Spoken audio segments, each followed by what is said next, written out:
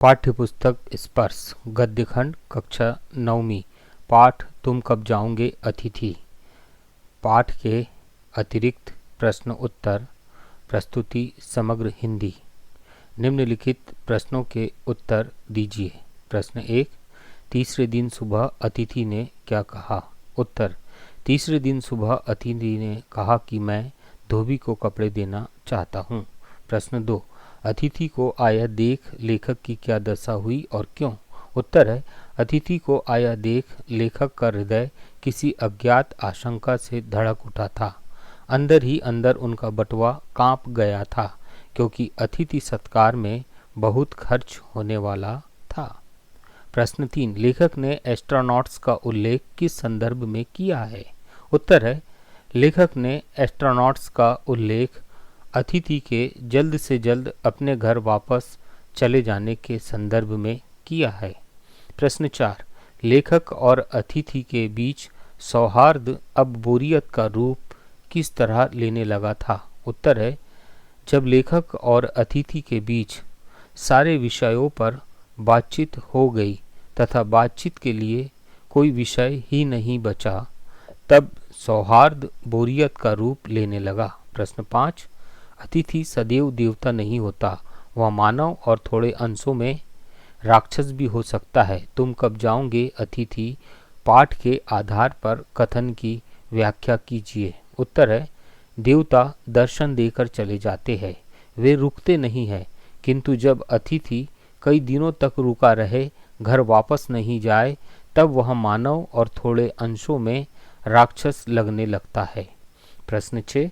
अतिथि के दूसरे दिन भी ठहर जाने के उपरांत लेखक ने किस आशा के साथ अतिथि का सत्कार किया और किस रूप में। उत्तर है, तीसरे दिन लेखक ने अतिथि का सत्कार फीकी मुस्कान के साथ किया।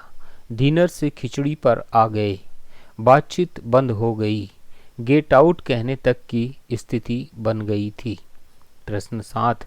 तुम कब जाओगे अतिथि पाठ की प्रासंगिकता आधुनिक संदर्भ में स्पष्ट कीजिए। उत्तर है, आज समय के अभाव और महंगाई के कारण अतिथि का सत्कार एक दिन से अधिक नहीं किया जा सकता, अतः आधुनिक संदर्भ में पाठ प्रासंगिक है।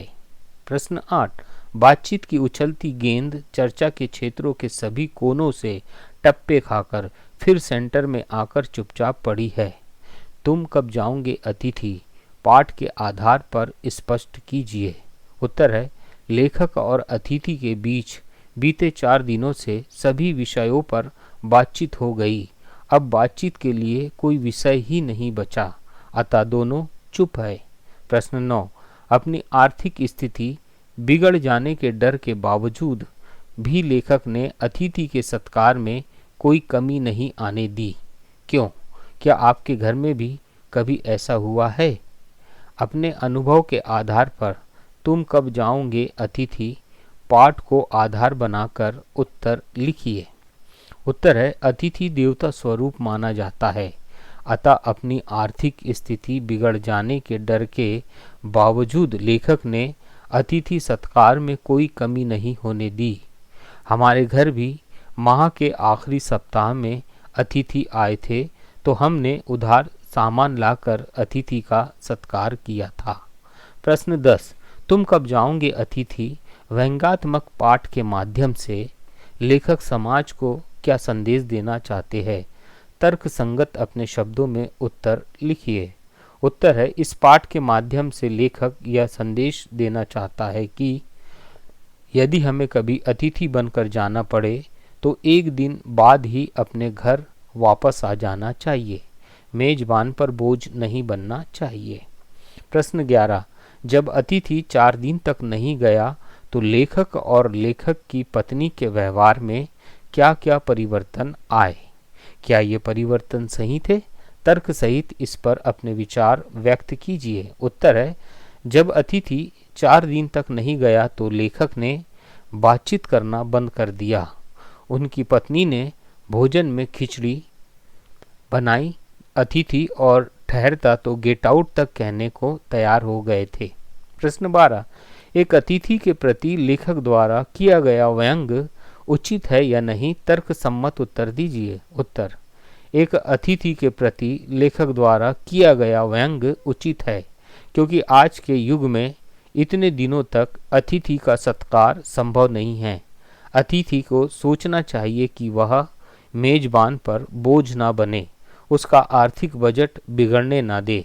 प्रश्न 13, अतिथि का अपेक्षा से अधिक रुक जाने पर लेखक की क्या क्या प्रतिक्रियाएं हुई? उत्तर है, अतिथि का अपेक्षा से अधिक रुक जाने पर लेखक के व्यवहार में परिवर्तन आ गया।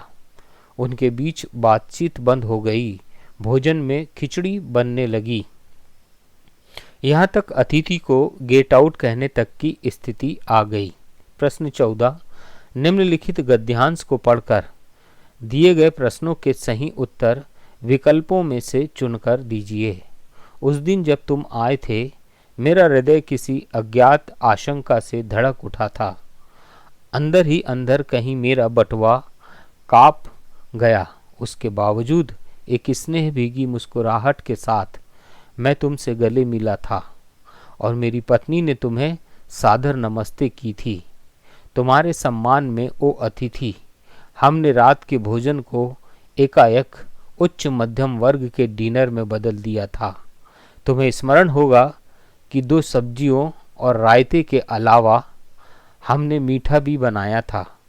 इस सारे उत्साह और लगन के मूल में एक आशा थी कि दूसरे दिन किसी रेल से एक शानदार मेहमान नवाजी की छाप अपने हृदय पर ले तुम चले जाओगे, पर ऐसा नहीं हुआ। दूसरे दिन भी तुम अपनी अतिथि सुलभ मुस्कान लिए घर में ही बने रहे। हमने अपनी पीड़ा पी ली और प्रसन्न बने रहे। स्वागत सत्कार के जिस उच्च बिंदु पर हम तुम्हें ले जा चुके थे, वहाँ से नीचे उतर हमने फिर दोपहर के भोजन को लंच की गरिमा प्रदान की और रात्रि को तुम्हें सिनेमा दिखाया। हमारे सत्कार का यह आखिरी छोर है जिसके आगे हम किसी के लिए नहीं बढ़े। इसके तुरंत बाद भावभीनी विदाई का वह भीगा हुआ क्षण आ जाना चाहिए था जब तुम विदा होते और हम तुम्हें स्टेशन तक छोड़ने जाते, पर तुमने ऐसा नहीं किया।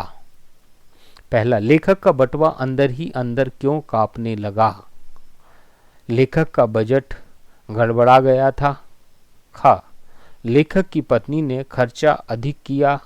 ग, लेखक के घर का खर्चा बढ़ गया।